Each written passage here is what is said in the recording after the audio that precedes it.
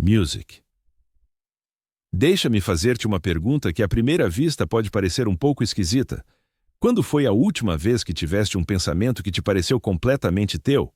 Um que não fosse afetado pelo rodopio das notícias, nem emprestado das redes sociais, nem moldado pelo que os teus amigos, a tua cultura ou os teus criadores favoritos disseram.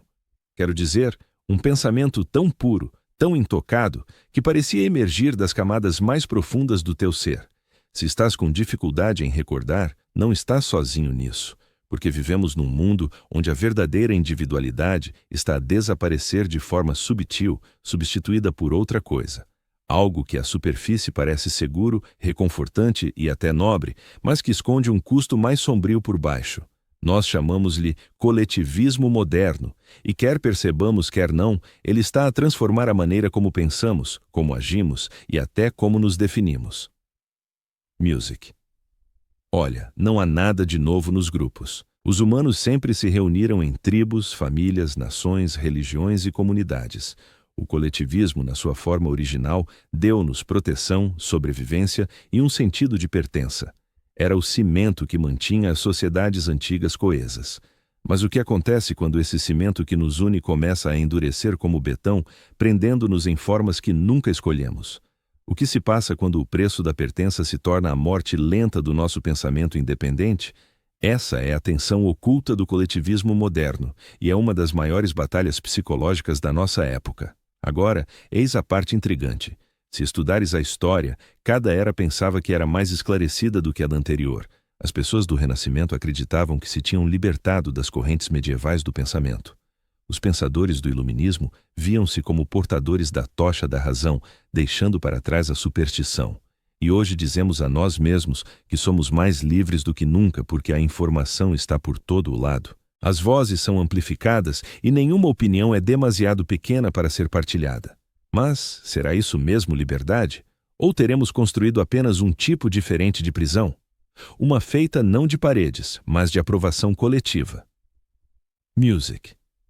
Pensa em como vivemos online. Percorre o teu feed e o que vês? Um fluxo de identidades coletivas, opiniões coletivas, juízos coletivos. Um grupo afirma, é assim que se deve pensar. Outro grupo insiste, não, esta é a verdade. E os algoritmos, invisíveis mas poderosos, empurram-nos mais fundo para dentro da multidão que já escolhemos. Com o tempo, deixamos de questionar. O que é que eu realmente acredito? E passamos a perguntar, o que me vai fazer ser aceite? O que me protege da crítica? O que sinaliza que eu pertenço? Lentamente, em silêncio, a voz individual dentro de nós começa a desvanecer-se. Eis a reviravolta psicológica. Sentir-se parte de um grupo faz bem. A neurociência até nos explica por quê. Quando nos sentimos aceites por um grupo, o nosso cérebro liberta dopamina e oxitocina, os mesmos químicos associados à segurança e ao amor. E quando somos excluídos, o cérebro processa isso quase como uma dor física. Em resumo, a nossa biologia está programada para nos impulsionar para a conformidade. Mas a evolução não nos preparou para um mundo digital onde o grupo já não é uma aldeia de algumas dezenas. São milhões de vozes a gritar ao mesmo tempo, a exigir lealdade. A pressão para nos conformarmos já não é só local, é global, implacável e inevitável. E é aqui que algo estranho começa a ocorrer. Deixamos de pensar em frases completas e passamos a pensar em slogans, substituímos ideias por hashtags, trocamos raciocínio profundo por alinhamento rápido. Dizemos as mesmas palavras que os outros dizem, não porque as compreendamos totalmente, mas porque o silêncio parece demasiado arriscado. E desta forma, o coletivismo moderno não se impõe com força. Chega de mansinho, disfarçado de pertença, até que um dia percebemos que o espaço para o nosso pensamento individual encolheu quase para nada. Mas é aqui que quero abrir uma porta para ti, porque isto não se resume só à sociedade, à política ou à tecnologia. É sobre algo mais pessoal, é sobre ti e eu e o que se passa dentro das nossas próprias mentes. Pergunta a ti mesmo quantas das escolhas que fazes todos os dias são verdadeiramente tuas. A roupa que vestes, as crenças que defendes, a forma como falas, os programas que vês, até os sonhos que persegues. Quanto disso é genuinamente autodirigido e quanto é um reflexo dos coletivos invisíveis que te rodeiam? Não é uma pergunta fácil, mas pode ser uma das mais importantes que alguma vez farás. Deixa-me contar-te uma história. Há alguns anos, investigadores realizaram um experimento fascinante. Levaram pessoas para uma sala e mostraram-lhes uma série de testes visuais simples, coisas como comparar o comprimento de linhas. O truque era que toda a gente na sala, exceto um participante, era ator.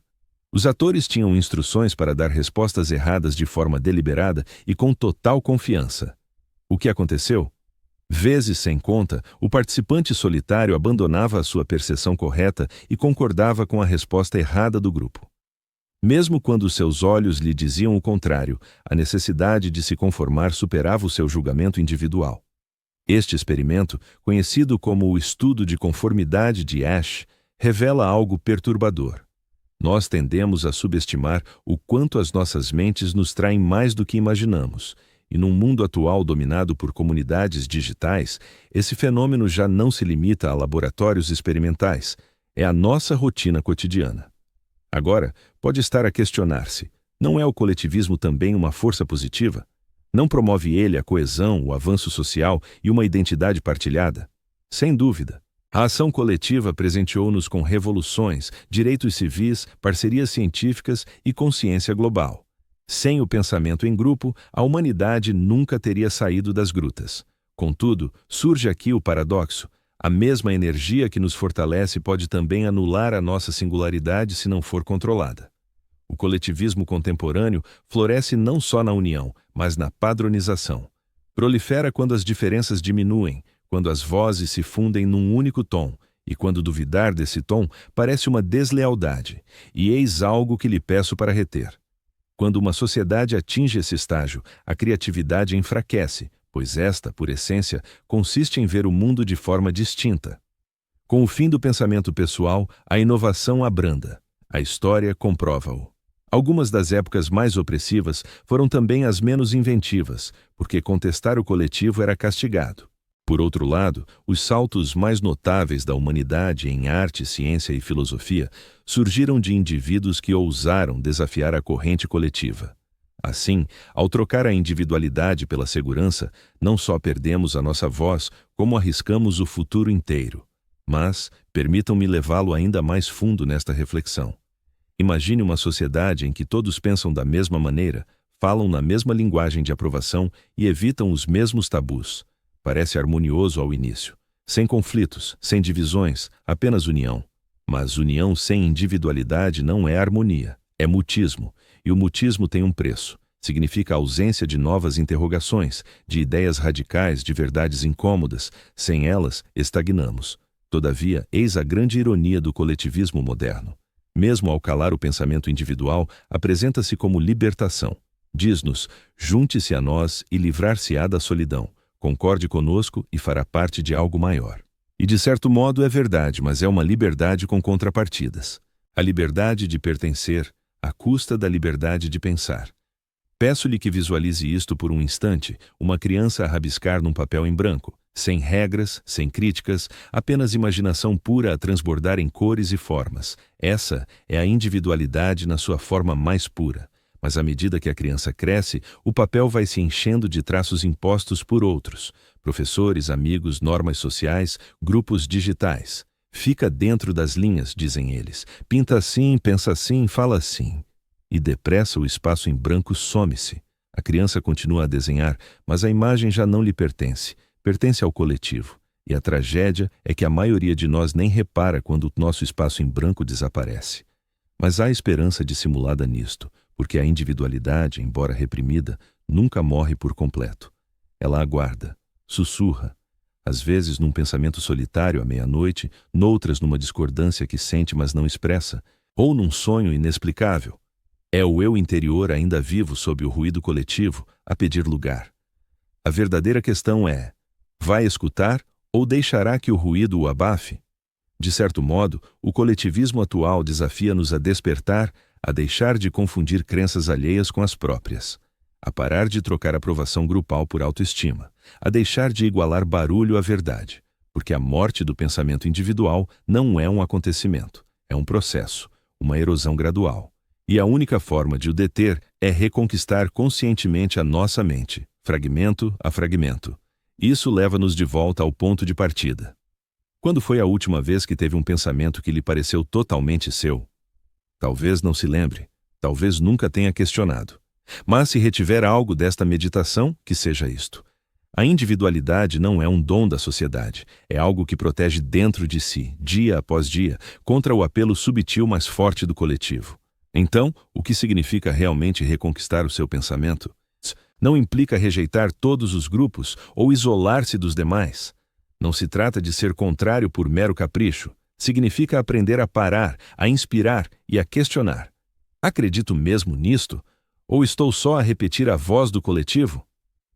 Essa simples pergunta, repetida com frequência, torna-se uma bússola. Guia-o de volta a si mesmo. Mas, aviso-o, a individualidade não é o caminho mais simples, é mais silencioso, por vezes mais solitário e bem menos recompensado.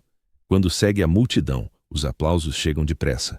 Quando se afasta, o silêncio recebe-o em primeiro lugar. Ainda assim, a história sussurra uma verdade. O silêncio da individualidade é frequentemente o berço da grandeza. Pense nos cientistas que contestaram o saber comum, nos artistas que romperam com as convenções, nos filósofos que interrogaram o inquestionável. Não foram aplaudidos logo de início, foram postos em dúvida, ridicularizados, resistiram. Mas a sua coragem em pensar de forma diferente é o que impulsionou a humanidade para a frente. Eis outro ciclo de curiosidade para ti. Já reparaste como as ideias mais inovadoras na tua própria vida surgem muitas vezes quando estás só? Não a navegar em redes sociais, não a reagir impulsivamente, não a absorver o ruído alheio, mas sim na solidão, no silêncio, é que a verdadeira originalidade raramente sobrevive no meio da multidão. Precisa de espaço, de isolamento e da disposição para escutar uma voz que talvez ninguém mais repita.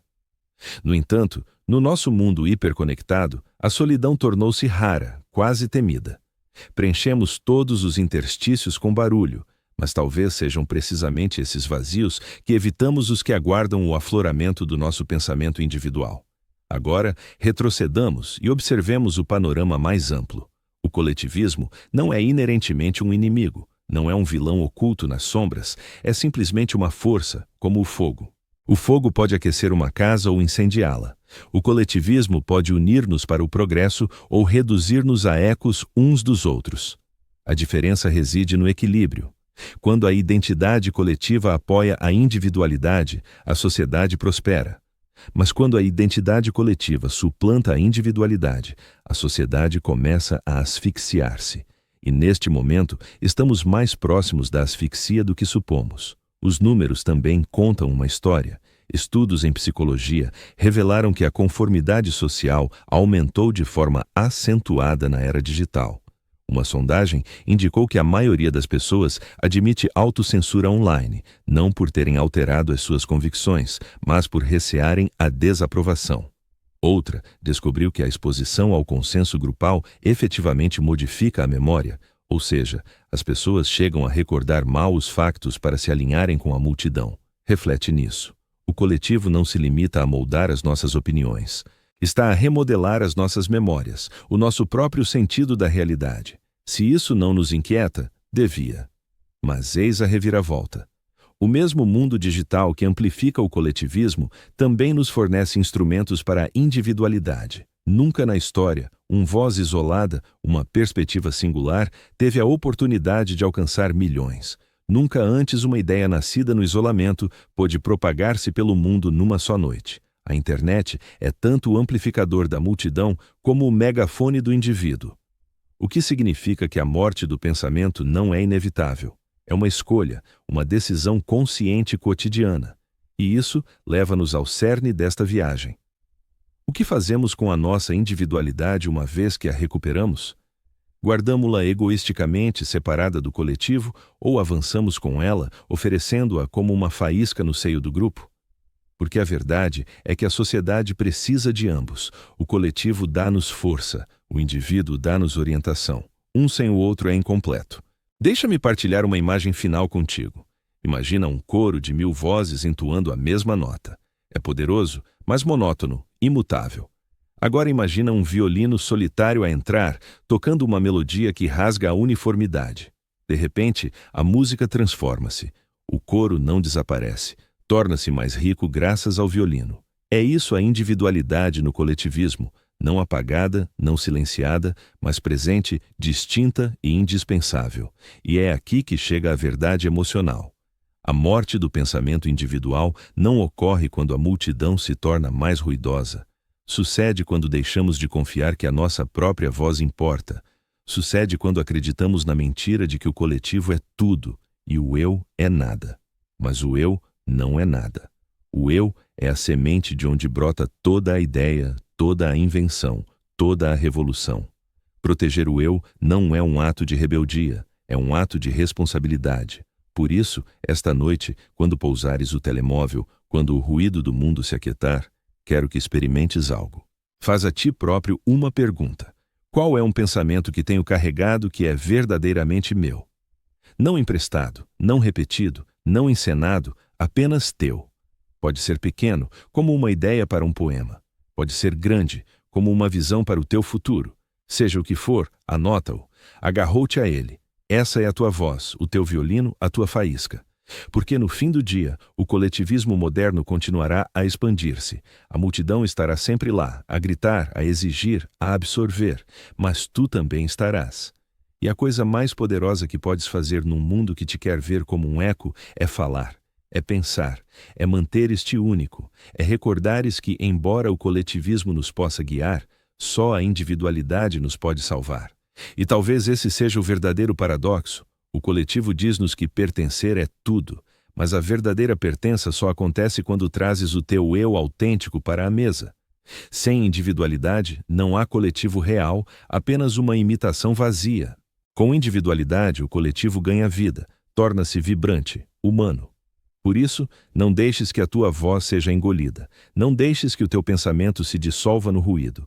O mundo não precisa de mais ecos, precisa de originais, precisa de ti. Música.